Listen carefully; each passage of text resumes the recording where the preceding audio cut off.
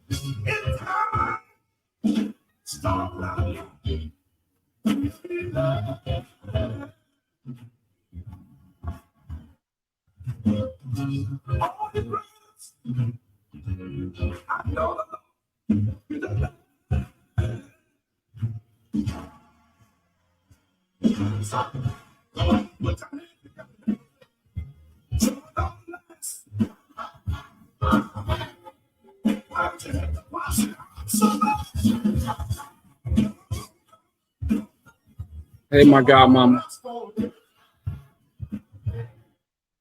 Listen.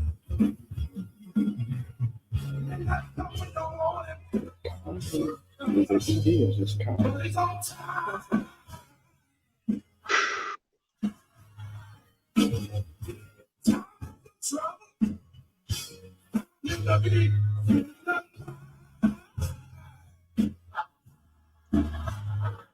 Hey, idea.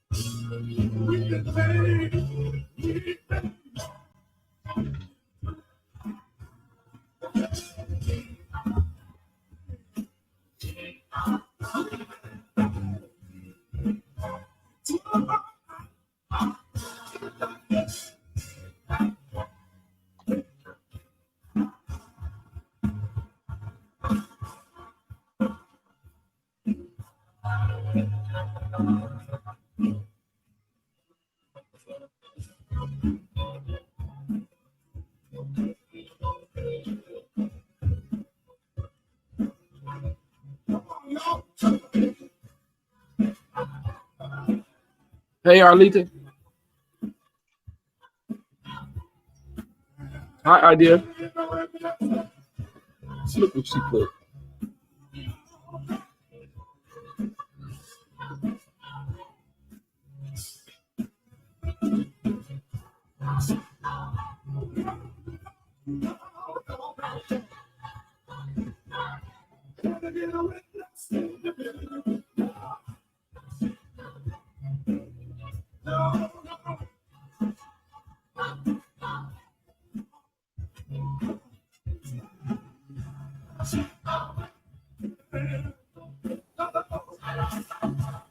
Did you mute me on purpose?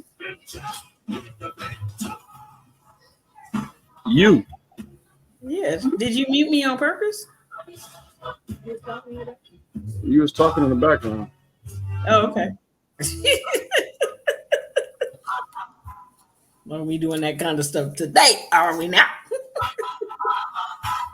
Facebook, please forgive my co-host, the female co-host. The male is very quiet. What's up, Tori? Love you. Hey, everybody. Y'all coming on in. Come on in. Come on in. The more y'all come on in. Don't mute me, idea. I'm the host.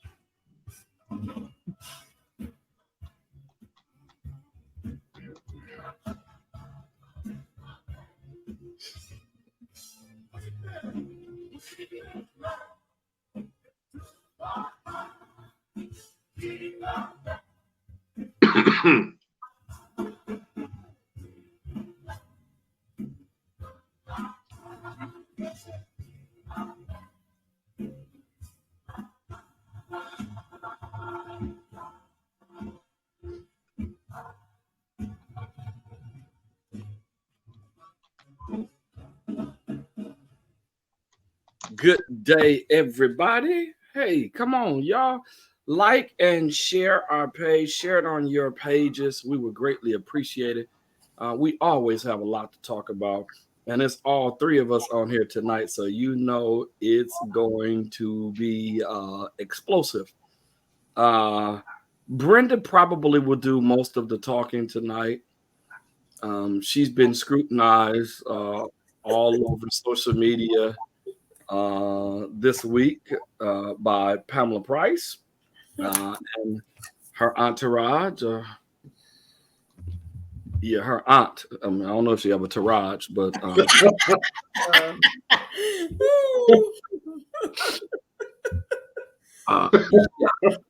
Wayne and Brenda, come on, say hello to the good people in the Real Talk world. Hello, everybody. It's been a while, but it's good to be back on in here. Yeah, he can't stay in town, y'all. I was listening last week and couldn't even comment, and I was going crazy. I was trying to find rocks or something to throw at y'all, but hey, y'all, I'm here lit. I was trying to send my bird over to send you a note. I couldn't do anything last week. Oh man, maybe you should have got look for a little Geico to come and make sure we got there. All right. Yeah. It's been a whole lot going on. It's been a lot of shooting this week. It's been a lot of crimes this week. It's still been a lot of robberies all over the Bay Area this week. Oakland is not getting safe, and we're looking at the accolades of what the mayor is doing and what the DA is doing. But how many of us really can say that we really see them doing the work that they are bragging about and sending letters to people's personal residence address and posting their address publicly? Yep, I said it. That was wrong, and it's illegal. It starts with the D, what it's called. I forgot exactly what it's called, the word, what it is. It starts with the D. But absolutely. So, Brenda, let's lead up to what led up to the recall and then the signatures to file. Can we start there? Yeah. So people can know where we're coming from. Y'all, this is good. So y'all need to go. Yeah. Thank you, Dr. Malele. Dr. Malele, you watch us every week. How you pronounce this word? Doxing? Yeah, it's called doxing. See, she's a lawyer. Mm-hmm. We love you, Dr. Malele. You are our friend. We love you, Dr. Malele. We do. It's called doxing. See, I know it started with a D. I just couldn't get it out. Okay. What she did to you was called doxing. Brenda. There's another word for it, but I won't say it over the air. Oh.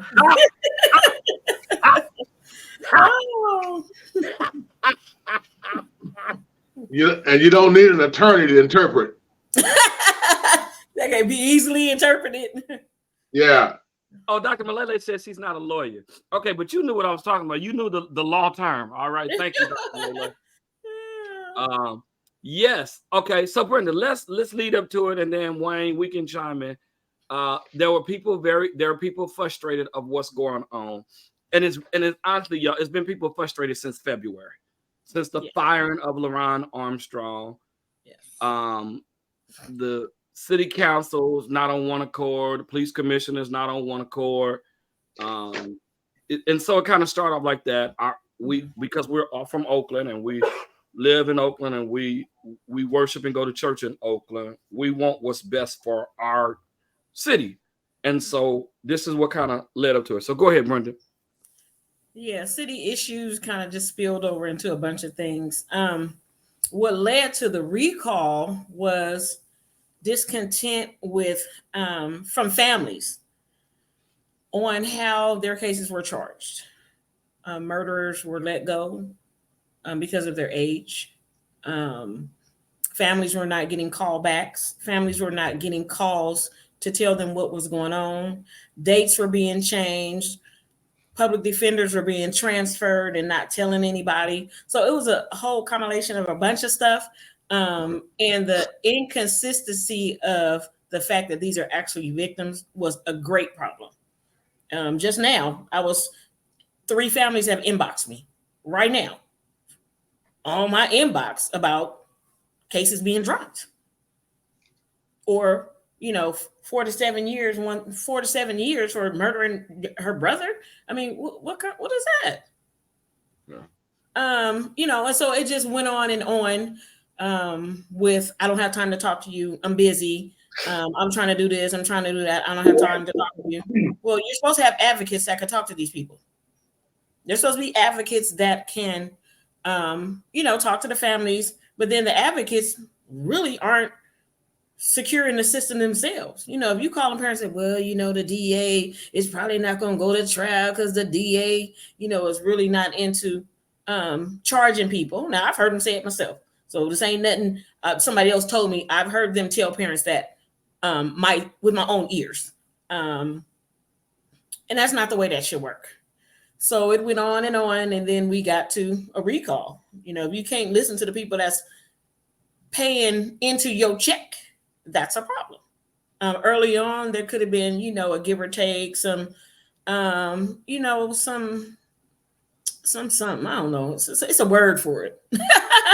We could have come together and try to, make the path a little smoother. But, I'm the boss. You don't tell me what to do. Just like the mayor said the other day on her, when she had her interview and they asked her about the NAACP's letter for calling state of emergency. She said, state of emergency, I'm the mayor. And I called Gavin Newsom and we got them 5 CHP. But you're the mayor. It's kind of like the same thing. I'm the DA and I'm gonna do what I want to do. So this is the pushback she's getting, but it's becoming more and more. When I filed the petition for the recall, I had 127 signatures. The first 100 signatures were mothers that have lost their children. Mothers whose cases are before the district attorney's office. Mothers whose cases have been dropped. Mothers whose, some of them, the killers of their children, have been let out after a year or less, or 2 years. So what does that tell you? All right. So let me see if we can start here for tonight. If there are families that are reaching out to you, your foundation, and the different boards you're on, they're looking for some help. Yes. They're looking for, I don't even know if I have the words right here to say. They're looking for something, someone to speak on their behalf. Yes. And I've heard you say, and since 2010, you ain't no weekend jockey or DJ. You do this 7 days a week. You've been advocating for families ever since my nephew got killed. Mm-hmm. Murdered. That's the term. Yes. Murdered. He didn't just get killed. He was murdered. Mm-hmm. So when they reach out to you crying, like, nobody is listening to me, I can't get in contact with nobody, my son's murder, my daughter's murder has not been solved, and they're crying to you and they're leaning on your shoulder and they're looking to you for some help, and you are providing help for them, what else is it left for you to do but be an advocate of hurting families who are not getting any resolve or any attention or have been left alone, or basically, in so many words, just left for dead, right, with their children's murders. I can't understand why people will be mad at you and coming at you when you had nobody to speak up for you when Christopher was murdered. right. I had to speak up for myself. Exactly. Yeah. So I'm trying to figure out, what do people expect you to do? And Facebook, y'all can talk to me. What is it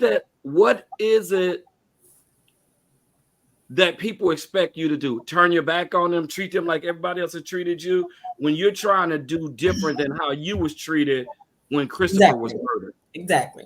That's what I learned early on. You. Huh?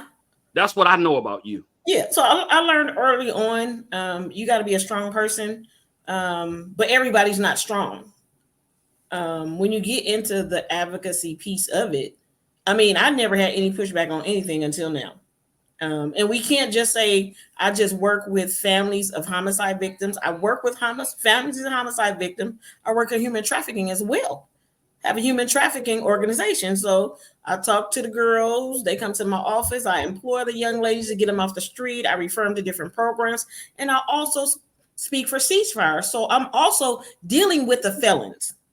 So it's the full circle. You know what I mean? Crime is what it is. So I'm dealing with all aspects of the crimes. Those have been harmed. Those are at risk to harm somebody or get killed. Plus, the family unit of the human trafficking and getting the girls out. And there are boys out there as well. So we keep talking about girls. It's some young men that I've had to counsel as well. So for me, that's the hardest thing. I'm doing a whole bunch, plus running businesses. Got my grandkids running around here. She want a popsicle and carrying on, go to church, things of that nature. And so what I'm not going to do is allow anybody to get me off of my path. If I have to do it how I'm doing it, I'm going to continue. I did today, and I don't know if they've ever had this done. I reached out to the media because they have been doing a wonderful job. And I told them, it doesn't matter what side you're on. I'm going to thank you for what you're doing, because a lot of the families that I've been highlighting, they've been interviewing them and they've been putting their stories out there, because a lot of people don't know that they're out there. And I told them I thank them. I'm sure people don't never do that. And I think they were surprised. I got a couple of texts that said, thank you, but you have to do that because the stories are getting out. And, on Friday, on Christmas birthday, I let it be known, we're not going to have no misinformation. This is a very important step that we're taking. So it's not because we're mad. Mad about what? Mad about because somebody killed our kids? Oh, okay. That's about the only thing we're mad about. Nobody cares who won the election. The person that won the election is just really not doing her job. And that's the plain facts. But they were told that they're just operating off emotions. Yes, the young man said nobody cares about the families. They were just we're just operating off of emotions. So we don't really count. So let me ask this question, and we probably can go farther into our discussion tonight. Ask this question, and we probably can go farther into our discussion tonight. I don't know what that is. But anyway, so, and I want people, you all who are watching, would you all please leave a comment? Are any of you all components of, if you commit a murder, you should be committed to the time? If you do the crime, you should do the time. How many of you all out there feel that way? How many of you all out there? Can y'all please say something? I know y'all watching this, a lot of y'all on there. If you commit a murder, do you think murder should get a slap at the wrist for murdering and inconveniencing families for the rest of their lives? For the rest of their lives. For the rest of their life. My children's mother was not murdered. She had a massive heart attack and passed. But my kids are towed up to this day. So some of y'all saying, oh, so I don't know if you said no, Angie. I don't know if you said no, you should get a slap on the wrist. I feel This is me. This ain't got nothing to do with Victory Baptist Church. This ain't got nothing to do. This is Marty Peters speaking. If you commit a murder, you should do the time. You should be convicted. If they catch you, you should be convicted of doing the time, because you have totally disrespected, disregarded some family's life. You have interrupted them. Do the time. Hell, I'll do the time. People do the time for welfare fraud. It destroys lives. Exactly. It does destroy lives. So thank you all for commenting. I'm a strong component of that. And the families feel like that these guys that commit these crimes, because they are younger, no murder at the hands of someone should get a pass, period. Thank you all. I appreciate you all. So people just won't think I'm trying to influence you all. I'm trying to convince you all that this is that it should be otherwise. That's not my goal. That's not my objective tonight. I am just asking a question to all of you all on how do you all feel if someone killed your son, or if someone killed your daughter, or your mother, your father, your sister, your brother? Do you think they should do the time for committing the crime? That's my question to you. Come on, Wayne. You ain't said nothing tonight.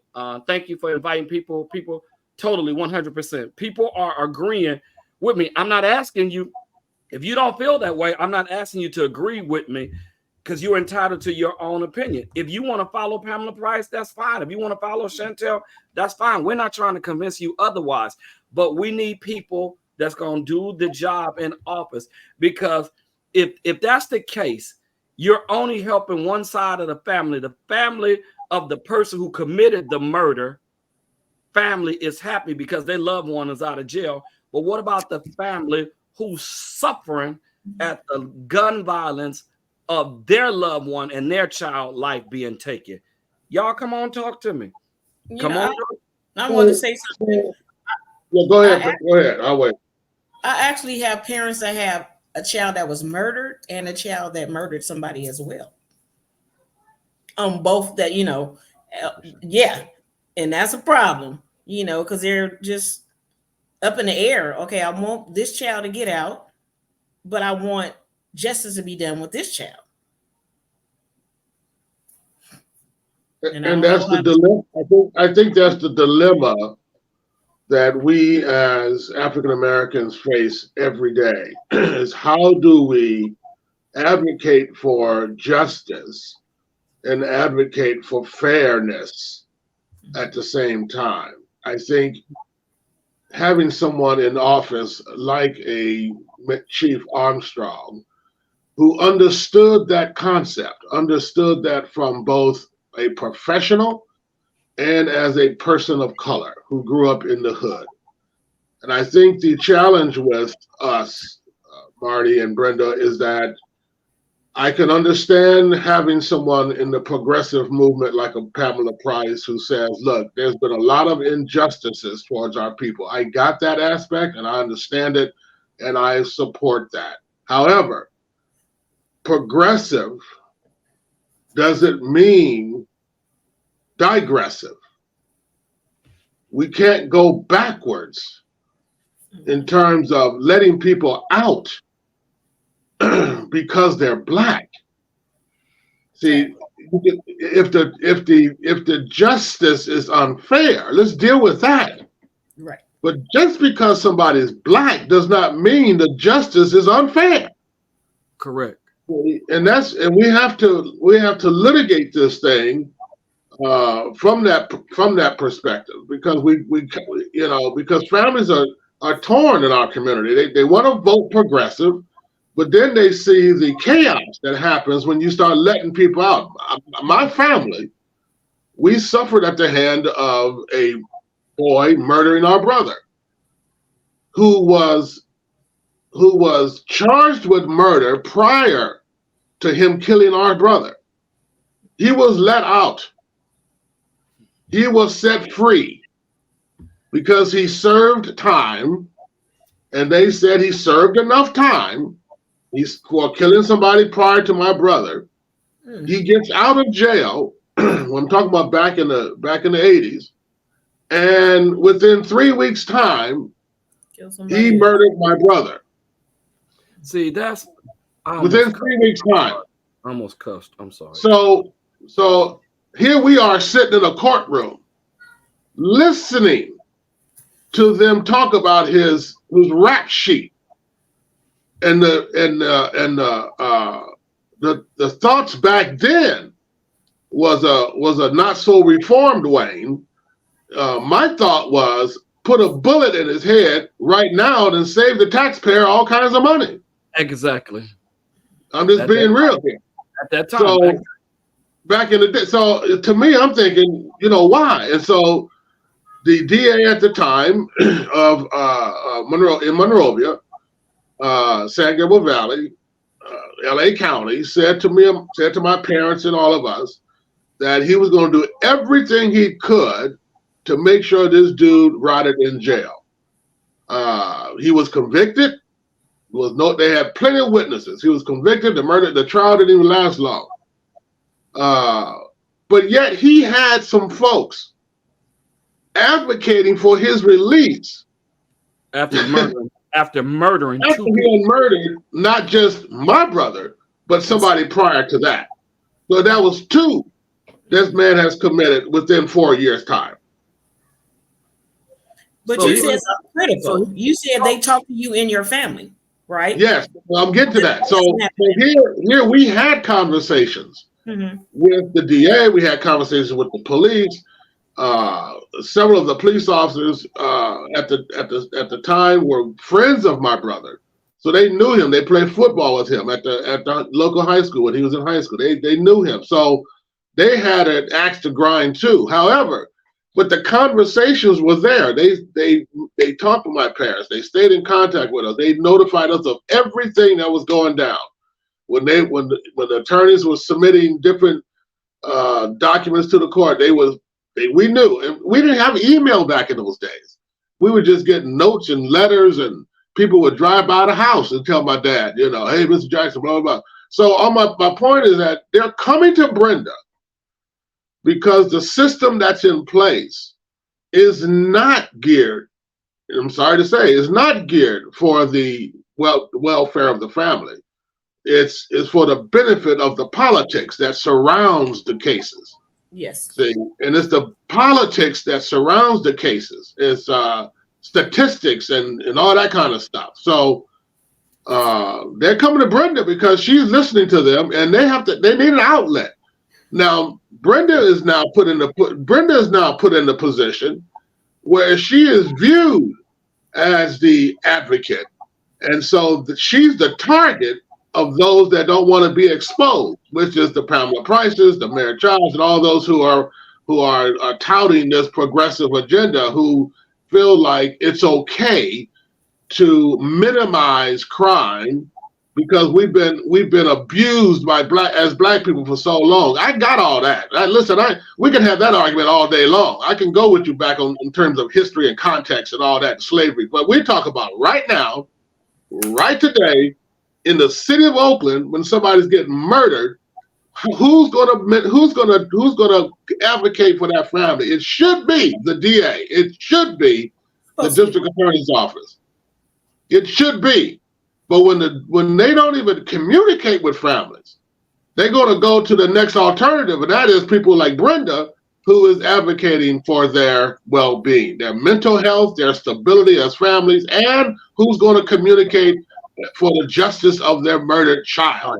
Right. That's why they're coming at Brenda. That's why they're coming at Brenda. It's become personal now because she's putting them on blast and exposing their inadequacy and inabilities to function in the role that they've been elected to. See, Pamela wasn't just elected to be the DA. She was elected to advocate for these families. Right.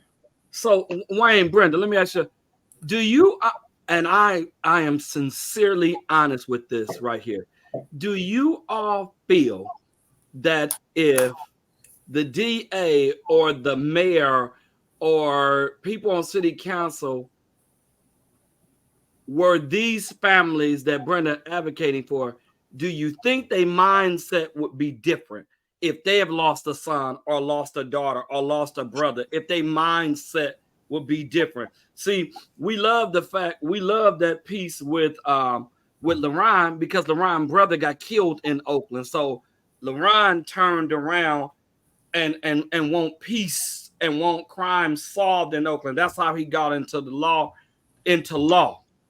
That's how he wanted to become a police officer, to make things better, so that other families wouldn't have to go through what he and his mother and his brothers went through. I'm just wondering, and I'm just perusing to see if they mindset slapping a wrist on criminals would be different if their child was murdered, if their child had never dealt with that before.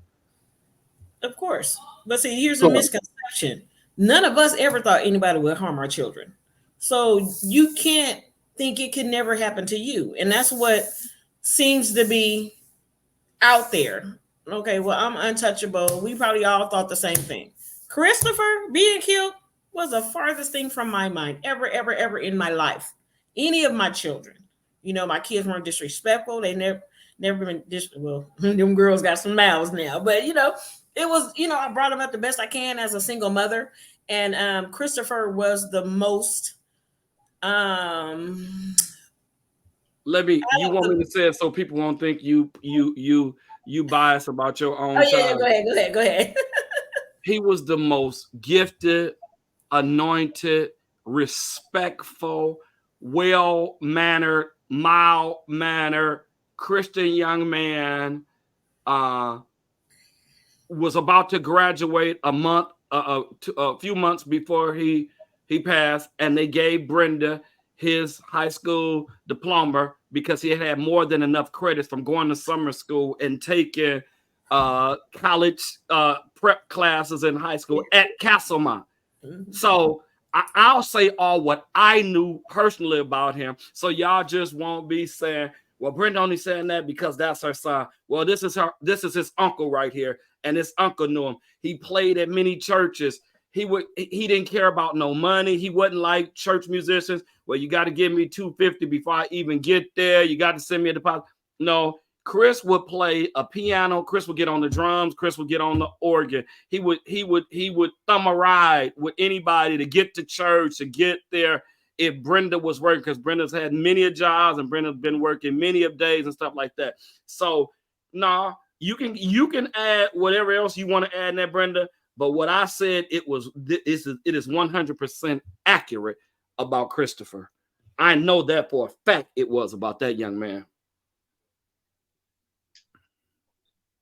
Yeah, that was a. Well, and the fact of the matter is that she has credibility. I mean, that's just that's something that you cannot ignore. That Brenda has credibility. Okay. No matter who advocates for her credentials, she has credibility. She has had to sit in the seat of all these families. She's had to be both mother and advocate for justice. So, one hand, she's mourning the death of her son, the murder of her son. On the other hand, she's the advocate for justice. So she's been through the spectrum of emotion. So yes, Marty, she has credibility. I think that's what makes her advocacy for these families so powerful, is that she's able to step outside of the realm of emotion, as they want to call it. So she's not just some emotional mad Black woman. She is a mother who understands the issues surrounding the murder of a child, and she's able to adequately stand beside these families and advocate for them. And advocate with them. It's kind of like Jesus knows our groanings. He can interpret our groanings and stuff like that.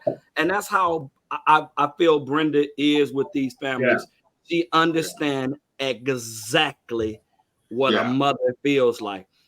I don't. I can pray for you, but and of course that will help you. And we get ready to get involved. We're going to do that before we end this service, because we need some preachers. These families are wanting some preachers to come pray for them and some preachers to start showing up. Y'all, I work over 40 hours a week, and for me to take off work to show up and stuff like this, I have to clock out. I have to miss pay.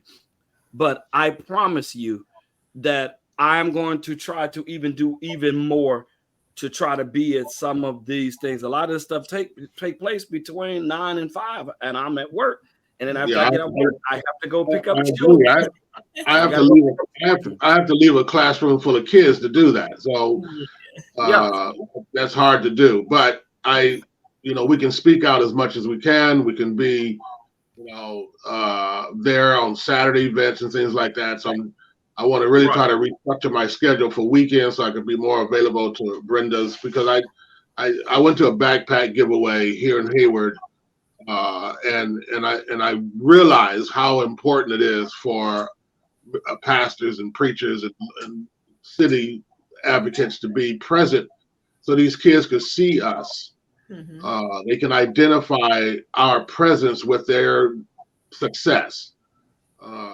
You think of backpack giveaway and just giving kids a backpack full of supplies for school. It's not. It's that backpack giveaway is a sign that we care about them and their success as students. And so it's no different as it is for showing up for families who are seeking justice for their murdered children. You are now, Wayne, you said something a few minutes ago, and I want to go back on that, and I need your help. You said justice, you were talking about justice and giving somebody 7 years for killing 3 people is not justice by no means. I thought when she said she was going to bring reform and look at cases, I thought she was going to go back and look at cases of people wrongfully jailed. Like, it's some black men in jail for selling marijuana, which you can go to any corner store, you can walk up to any street, you can go to any gift shop and buy marijuana and stuff right now, and it's legal. Right. So why are black men still in jail for selling marijuana years ago? How about start with justice right there? I feel like in church, do I have a witness in here, somebody? Exactly. Some people need to go home to their families. Let's start right there, because weed is legal now. Marijuana is legal. Let's look at those cases and let's bring justice. Let's start with justice there, but not a 17-year-old that kills 3 people that gets 7 years. Hell, that ain't no justice.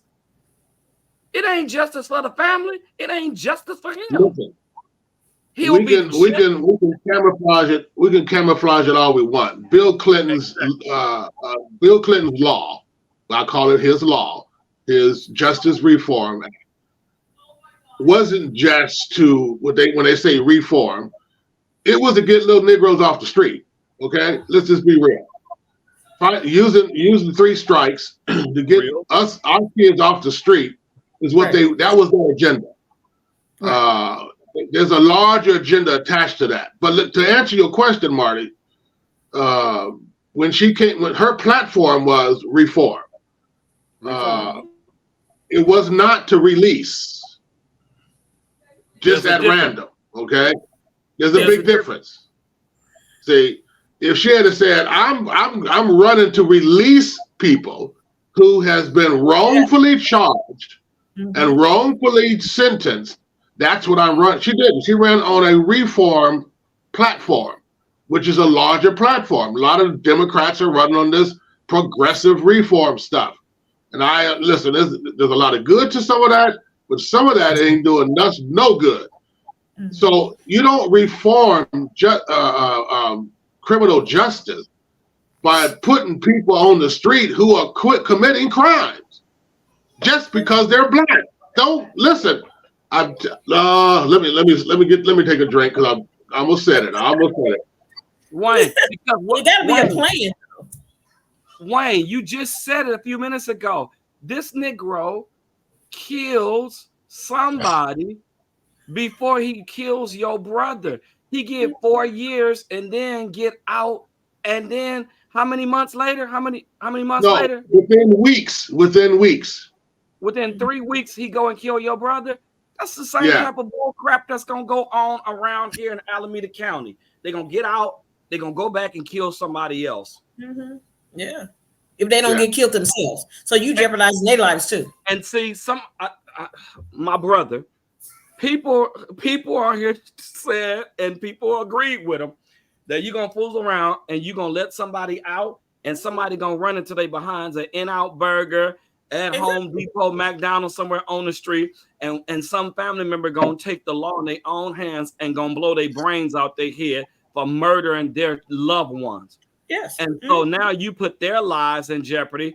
Now you risk somebody from that family member going to jail and gonna get more time than the person who killed their loved one got. And how do we know some of the shootings are not retaliation? How do we know that it's not? We don't know. Vigilante community justice happens all the time. It's been happening since the beginning of time.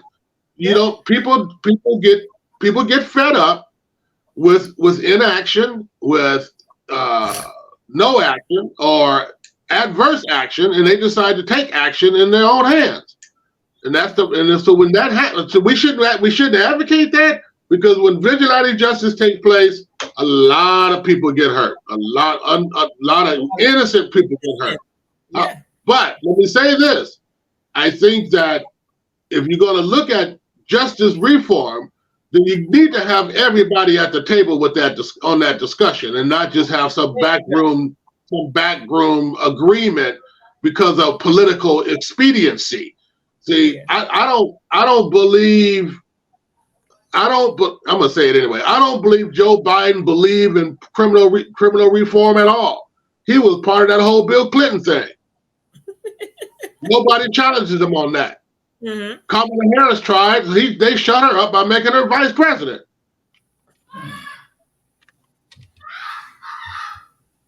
All right. So I said it. I believe it. I'm done. Now, does that mean either Joe Biden or Kamala Harris are bad? No, I'm not saying that.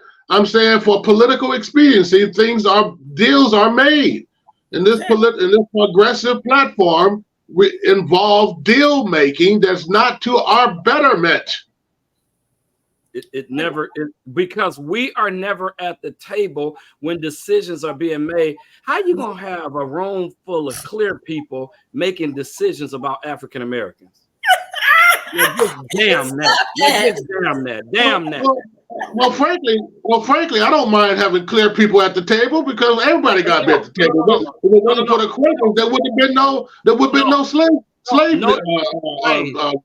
But my point is, Wayne, notice what you said. You don't mind them having them at the table, but damn, can we be at the table too? Let me finish my statement. I don't mind them at the table, but let's have us at the table so they understand where we're coming from. Because it can't be. You can't speak on our behalf if we're not at the table. Hello. No, but they put some of us on the table who ain't saying nothing. They put us there who ain't saying nothing. Just like that mess down there in Florida. That governor down there put that Negro in charge of that African American reform, and he talk about black people, we really benefited from the slavery. We come on now. Be ignorant as hell. And we benefited. We blacksmiths, and we learned how to cook. And I said, fool, get off the TV. Please get off the TV. Oh, right now. Get off the TV.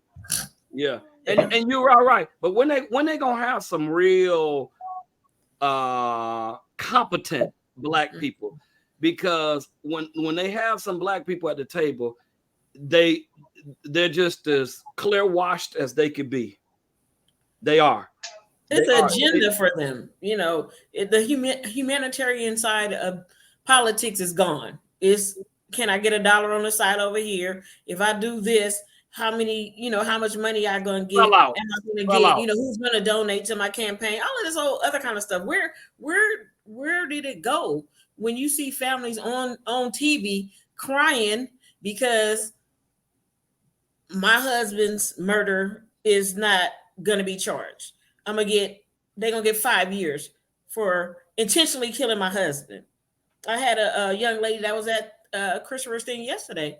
She took me to the side, and it's a well-known case. Her brother was shot and killed, and she threw out the whole case. She said the CHP did a bad job, even though they had video. We all saw it on TV, everything else.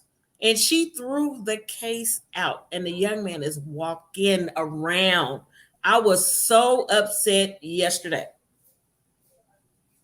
It was a well-known case. So, it's just horrible. It's horrible. I mean, Wayne, I got the park there. When they do have conversations for our betterment, it is people at the table that don't really have our best interests at heart. Mm-hmm. Like, for instance, Joe Biden said when Georgia pushed him over and he won, and I knew he was going to win. I lived in Georgia in Atlanta for 9 years. When they were talking about all of those, DeKalb County and Clayton County and Fulton County and Cobb County, those pretty much African Americans in those counties, and they was not voting for no doggone Donald Duck. They were going to vote for somebody that was more competent than that incompetent person. But he said that he owed black people. But when has he sat down with black people and asked what could he do for black people? Marty, I gotta say this. If I say nothing else, I gotta say this. And hear me out. I don't have this. I don't have an axe against Joe Biden, but he was talking out the side of his neck. Because the first thing he did that he did for us was to not push for the Voting Rights Act in the name of John Lewis. He should have pushed more clout of that presidency on that law, on that bill to be passed. The fact that it didn't pass allowed folks in the South to vote in all these GOPers and Trumpers into office, and now look what they're doing. Look what they're doing. But all he's given us was plaques, street names, and names on buildings. And I'm telling y'all, our vote has to be worth more than plaques and building names. Don't placate me by putting a black man's name on a building. Yeah, he didn't take his glasses off. Oh, Jesus. Yeah. You see Just better like now. when George Floyd got killed. That's insane. That's how they get away with it. They give us buildings and street names, and we all stand around and cut the ribbon and say, "Ooh, progress is being made." We're pulling down Confederate stuff off of office structures and all. None of that is changing the bill to help us vote in this country. It is not. It's not, Doc. You're right. Just like when they was in the Emancipation Room in Washington, D.C., when George Floyd got killed and they put their kente cloths in there. I've been to the Capitol a whole bunch of times. I didn't know it was an Emancipation Room in there. They was in there that one day. Have you seen the Emancipation Room again? No. You ain't seen nobody stand there with kente cloths, have you? Oh, okay. That was for the moment. You can give us a window to look out. But don't give us a room to stay in. Mm-hmm. Yeah. Wow. See? And we've got to quit letting our politicians put us in that position. They just giving us windows to look out, but don't give us a room to stay in. Mm-hmm. Yeah. Wow. We got to expect more for our people, and we're just not doing it. We take And the yet, bait. and yet, every 4 years come around, they tell us the big bad wolf is going to put y'all back, and the very ones putting us back is the ones talking. Now, I'm done. Let me give me something to drink. Y'all can talk. Did you see what I sent you, Marty? Yeah. So that's a letter from Miss Harris. Her son was murdered, and the killer is on the street. He was killed in 2021. And so somehow DA Price decided, after he was already sentenced and had been serving time, that the whole incident was an accident. She never talked to the parents, and they found out by accident that this young man was set free. It was being about to get set free. That's the letter that was sent to them when they were trying to contact her and asked her what was going on. She didn't have time. She was going over stuff from the previous administration, but every other day she was at an event. At all the social events. That mother brought that letter to a press conference and gave it to all the press. That's the kind of stuff right there. I don't have time. But you didn't let the killer of my child out without talking to me? And he only served 2 years? Because you felt it was an accident? He purposely pointed a gun at my son's head and shot my son in the face. And you telling me you feel it was an accident? Who's you? That's progressive consequences right there. No accountability. None. That's what you call that. So Delon Jackson said, what's the solution for us then? Or even if there is a solution, because it may not be a solution. Do it away. And it may not happen in our lifetime. We may be dead and gone before we get just getting ready to say it might not happen in my lifetime. It may not happen in mine either. See what goes on, because I go to Washington, I sit down with the politicians, the senators, and the congressional leaders, and they really don't care. If you ain't got enough money to match what they're getting, they're not gonna listen to you. We go there, well, I'll listen to all your stories, but I'm not signing that bill. That's what you get. We don't get pushed back to people. We just don't never go back and talk to them. Just let them do what they're doing. We're not changing any laws. No laws. The California Code, which people don't even know that is in existence. The California codes need to be changed. They're old. There are state laws that need to be changed. They're old, but we're not going that far.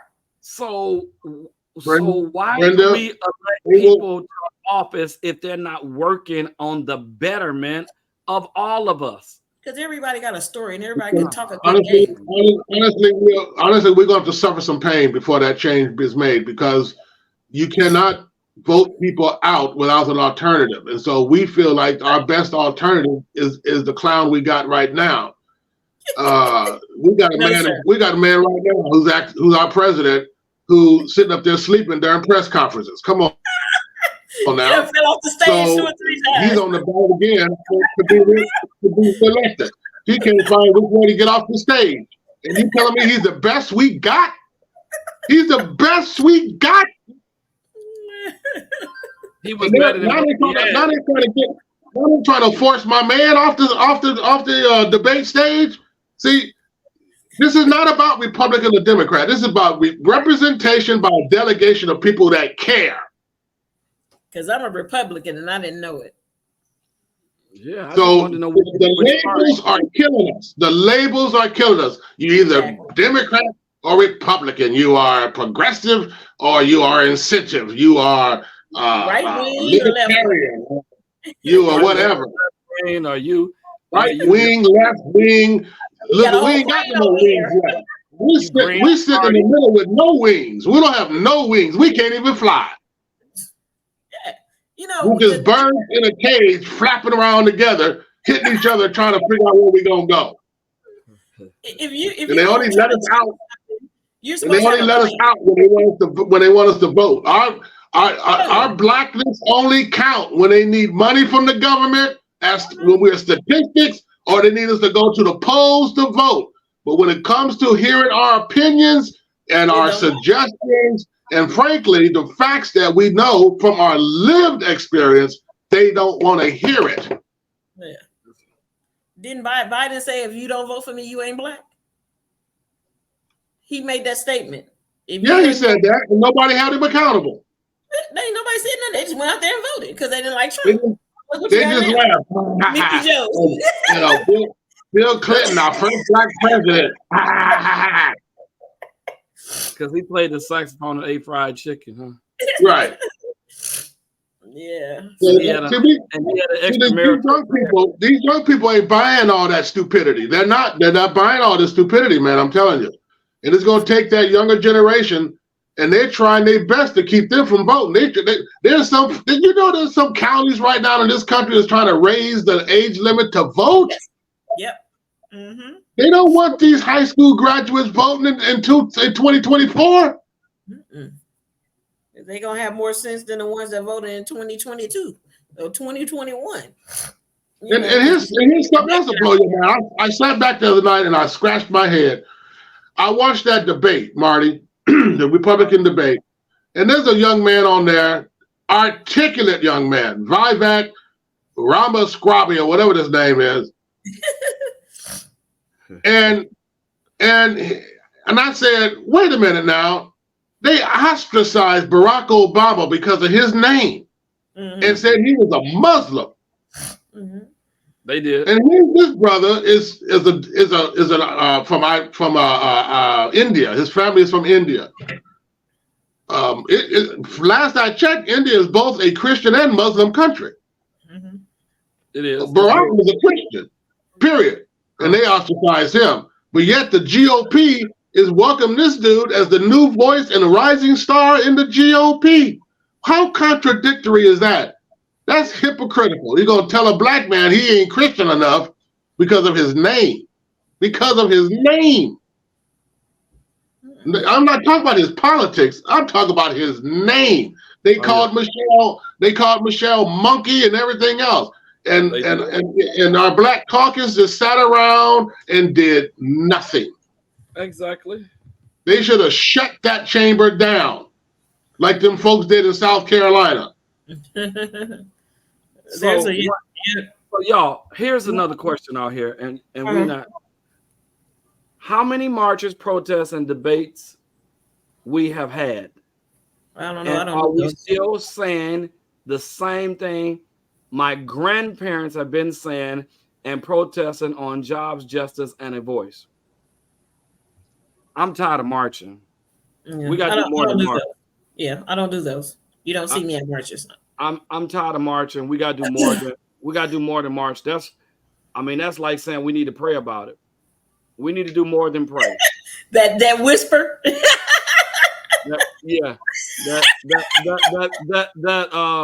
Bishop Millican, what'd you say? That citywide prayer was a citywide whisper. Oh, Jesus. The clarion call was a whisper. Yes. The real hard truth, Marty and Brenda. The real hard truth. A couple of times, past Bishop. Yeah, the real hard truth here. Can I just lay this real hard truth on the table? And I'm not advocating that we do it. I'm just saying this is the real hard truth. If you're a Democrat, I listen, go with it. If you're a Republican, go with it. If you're independent, go with it. But in order to get any party to hear your cry, you got to sit out a while and let them lose. And suffer that consequence. Now, for black people, that's dangerous because we're already losing. See? But the Republican Party nor the Democrat Party take us seriously.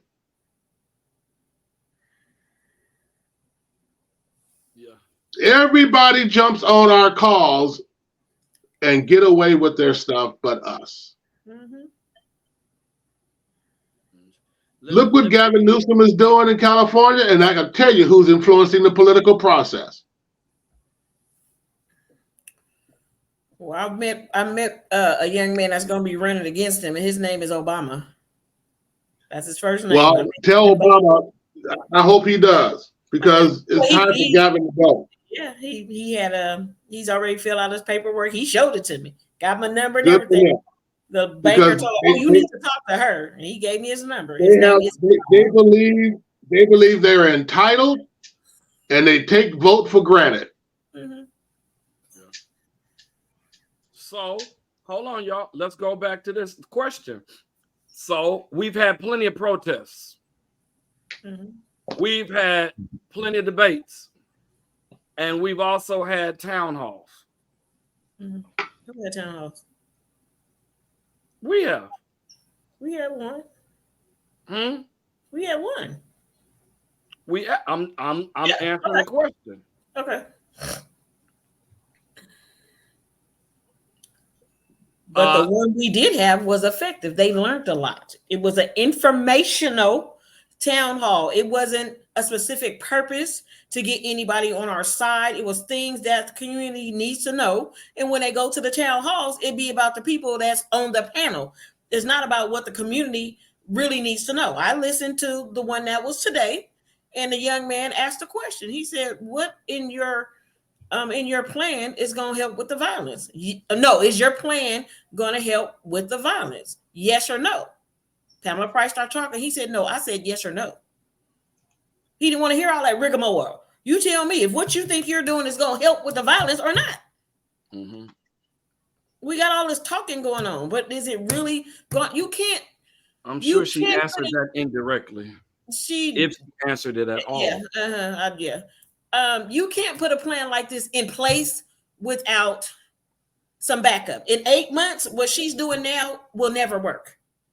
This is something for a year from now when you vet the organizations that you're sending people to and get a real plan. Half of these reentry programs wasn't no good before them people went into jail. So what good are they now? It's not always about money. Everything is about money. I personally have opened 10 reentry programs for people because that's what I do. 10 in a month because they think they're gonna get some coins. That's not fair. And I asked one of the guys, I said, well, you said you was in jail for 25 years. Don't you got some friends in there? He's like, yeah. I said, why are you not advocating for them to get out? Why are you not advocating for them to get out? I got a client, her husband had been in jail for 25 years. He's in a wheelchair. And they, put in the paperwork because there's paperwork you put in order to get your case resentenced, looked at and resentenced. They told him they can't talk to him till November. He serves no purpose. He's been there for 25 years. He's in a wheelchair. So he serves no purpose for them, I guess. But everybody else could get their cases, they're younger. It's the younger bunch that really count. And that's unfair. That man need to go home to his wife. When he went in there, he was walking. He in a wheelchair now. He need to go home to his wife and his family. Wow. That's ridiculous. That is ridiculous. Yeah, I'm trying to figure out what DeLon was talking about when he said he have to disagree with you. We do have control. I'm trying to control of what? What does have control of? What do we control? I don't know what that is, and we're probably not going to be able to answer that on this show. We get people out to vote, and the representatives that are put in place end up pushing agendas that are far from our communities that we don't experience. Exactly. So help me understand our school system, the legal system, the social systems in place that systemically are in trouble in most of our communities. Mm-hmm. What are they doing? Don't tell me that the infrastructure bill is helping us. Yeah, maybe, but how many of our contractors got some of those jobs? You go to those sites and look at that plaque, that sign on the fence. Who's managing those projects? Right, that's right. Take a picture. Show me where a Black-owned contractor is controlling that project. That's right. Send it to me, and I'll stand corrected. Mm-hmm. You're exactly right, because I'll be driving by looking at it. Yeah, the infrastructure bill was his signature bill. Yeah. Not the John Lewis voting that. Mm-hmm. The infrastructure bill. Okay. And Delaware got a lot of that. Yeah. Well, again, we were very informative again tonight. Yeah, Tracy, you're going to have to come back from start to finish. We've been on fire since about 7:05. It's been hot in the barbecue place. Oh yeah, since 6:05. Thank you. Yeah. So you all, if you need that, I can pull up the document for you. The infrastructure bill. There are maybe in Chicago, maybe in Detroit, but across America, go to a fence to any project and see who the managing contractors are. And if you find one black owned, I said black owned, not black working, black owned, I would like to see that. Well, every time I pass by a new structure, I look at that jumpsuit and see if the name is on that jumpsuit. You know what jumpsuit I'm talking about? That's what I'm talking about. Yeah, that's what I'm. Look at the trucks that are parked outside with the highway patrolman patrolling.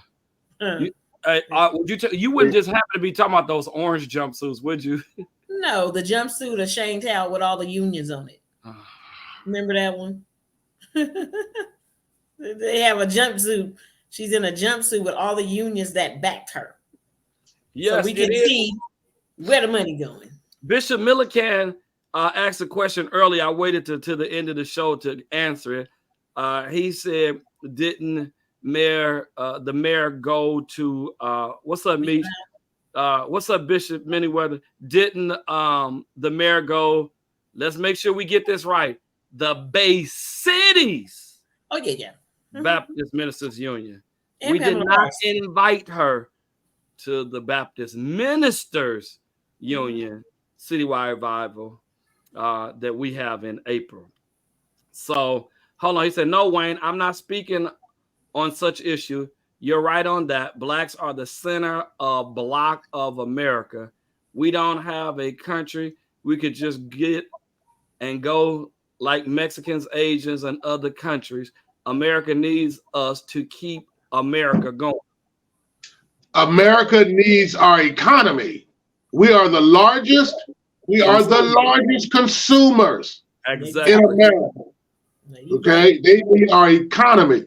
I believe. Listen, Faircall was right. If we stop for a month of spending, period, it'd be like the boycott in Mississippi. You got that right. I mean, them shoes. I was stacking up. We ain't even got to go a month. Let's try a week and a half of no gas, no McDonald's, no Burger King, no Wendy's, no corner stores, no nails, no hair. I mean, they only can buy hair from Brenda. She's black owned. And I do sell hair. No. They can buy hair from Brenda. Right. We spend our money. Others save their money. Right. We spend money we don't have to impress people that we'll never get a compliment from. We've always been the center block of American economy. That's what the whole thing of slavery created that. Right. Wayne, hold on. So bundles by Brenda. Who said that? Michi said that. So money controls America and we control the money. Yes, now you're talking. Yeah, but we control the money. We can't get us on one accord for us to stop spending money with the clear people. We can't get on one accord to do too much of nothing. Yeah. Brenda, they out here talking about they need some crochet hair bracelets. So it's prestigious platinum. That's the name of it. They want a bundle from Brenda. They want a bundle from Brenda. They want a discount, Brenda. You're right, Marty. When you own a shop, it's beneficial for you to have a hairline so your clients can buy their hair from you. Right. So hold on, y'all. Hold on. So I do get that. He said he's standing to be corrected. I do get that. Black people, we do control a lot of money. We do control America with our spending. But when do black people say, let's save our money, let's only spend our money with black people and put a hurting on the economy? We can't get to do that. And I can't understand that. Doggone it, we got cell phones, we got tablets, we got iPads, we got Galaxies, we got smartphones, we got fax machines, we got car phones, we got drones and all that stuff. We got all this stuff. We can't even get people to show up at a doggone town hall, and they shut Montgomery down for 14 months. Ain't nobody had a cell phone, ain't nobody had a beeper, ain't nobody had a 3-bag Watt phone or anything. We cannot come together to shut the economy down. No. And that's what got Martin Luther King Jr. Dr. Martin Luther King Jr. killed, is when he started messing with the economy. Is what got that speech that speech. I've been to the mountaintop for the sanitation workers in Memphis. That speech didn't get him killed. It got him killed because he was talking about pulling our money together. He was talking about shutting it down. He was talking about putting our money together. When we ain't had a conversation like that since Dr. Martin Luther King Jr. got killed. These little things that we see on Facebook, don't nobody buy no gas today. And who you see at the gas station? Negroes at every gas station. Don't go to no grocery stores this week. Who do you see at the grocery store? A bunch of Negroes. So when are we gonna get together? When do we ever come together? But we can even come together. It's hard to come together on social issues, and we can't even come together on spiritual issues. But they say African Americans have the worst customer service with African Americans. Right. We can't even coordinate revivals and Bible study correct to support each other. No, because we can't even get the preacher to show up for Leron stuff, to save our own. We can't even get preachers to show up to pray for families. And they asking, well, nobody never offered to come to my house and pray with me, whether they go to church or not. If they want prayer, I think a preacher needs to show up. But when you talk about pulling our money together, yeah, your life is threatened. Mm-hmm. Yeah, Gaddafi, yeah, Martin Luther King Jr., of course. That's what got Dr. King killed. You better go back and read that. You better go back and trace his life. Them I Have a Dream speeches, and I've been to the mountaintop, and the speech for the sanitation workers, those speeches did not get him killed. When he talking about us, when he stopped sounding like Mahatma Gandhi and started sounding like not Farrakhan, Malcolm, that changed the whole conversation about Dr. King. That got him killed. But they don't play those speeches. They don't play those speeches on his birthday. See, the only one they play is he had a dream, and we all part of that dream. And I've been to the mountaintop. They'll play if he would have sneezed, he would have died. They'll play that one. Yeah. Because here's the thing. I visited the school once in LA, Garvey School. Marcus Garvey. 99.9% of those kids all graduate, and they all go to college. Now, I know somebody gonna get on here and say, "Oh, that ain't true."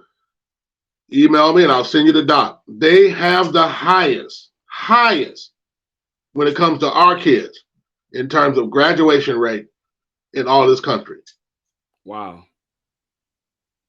Don't tell me our kids can't learn. No, they can learn. That's what they can do. They can. Okay. It's called investment. You invest in a Cadillac, clean it up every weekend, invest in some kids. Be out there with the water bucket, clean it up to go to church, to park it outside because you coming late anyway. So it's a matter of investment. Where we put the scriptures is true. Where your money is, your heart will be. Exactly. Mm-hmm. Yeah. Man, this need to be a continuation in next week. And maybe next Saturday, the Saturday after next, I'm going to have Pastor Maria Rings of the Center of Hope Community Church. People don't know this, but that is my biological cousin. Mm-hmm. And we're going to talk about mental health in the Black communities. and talk about therapy in the Black communities. And she is going to be our guest lecturer, and we're going to deal with why people don't want to go to therapy. So I've already confirmed with her. I just got to give her a date. She is ready to come on and make sure we deal with what's going on. I'm here for that. So of course, we'll have a flyer, and it won't be the day of, a couple of hours before. We'll make it real big. I want to thank my guests who always got my back, and I always got their back. If you all notice that we are a great trio, all of us come from different walks of life. All of us was born and raised in church, but we still come from different walks of life, and we all have different commentary for what's going on. And we agree to disagree. We don't. Me and Wayne, I can't tell you how many times Wayne and I have agreed to disagree, and we don't fall out. We don't stop talking. We don't stop being there for each other. We don't stop praying for each other at all. That's my brother. Brenda is my sister. I can't tell you how many times me and Brenda have not fist fought, but we fought with our mouths. Yep. We don't even do that no more. I just like, okay, whatever, Brenda. I just concede to her because she's so passionate about what she does in the community, and she has helped sway me to become more compassionate. And I love the three of us together. I think we're a great team, and we've been doing this since February. And we've been having a ball. Since February. Oh my God. July. We're doing this for 6 months, y'all. Wow. 6 months. 6 months. And you all can feel our sincerity. You all can feel our heart. You all can feel our passion. You all can feel it. And we bring that energy to each other. And I think the three of us work. And I'll tell you, one of the greatest nights we had, had the most energy and the most laughs was when we had to go to Richmond to see Brenda get her humanitarian award. Thank you. When I tell you, Wayne's like, man, shut up. I'm about to have an asthma attack. We back there texting together. Oh my God. I was on the road from Richmond all the way to San Leandro, y'all, driving down 80. Wayne had to roll the window down. Brenda called us. She knew we was on a tantrum. But we are hilarious together. So when y'all see that picture on Real Talk with the three of us together, just remember that was a fun, crazy, funny night. And next week we're gonna talk about that letter I got sent, right? Oh yeah. I forgot to. Yeah, we need to talk about that letter. Yeah. We'll talk about that next week. It'll still be hot all this week. Oh yeah, it's gonna be hot still. Yeah, it's gonna be hot all this week. All right, y'all. It's 7:20. We appreciate y'all. We thank y'all. We love y'all. Peace. We'll try to get past the first line. We ain't making no promises. Not at all. We don't make no promises on Real Talk. We just flow. We good like that. We don't rehearse, y'all. We don't have no script. Just straight off the dome, as they say on Wildin' Out. Nick Cannon Wildin' Out. Just straight off the dome. That's what we do. All right, y'all. Peace out. Y'all have a good night, y'all. Bye. Say bye to everybody. Bye-bye.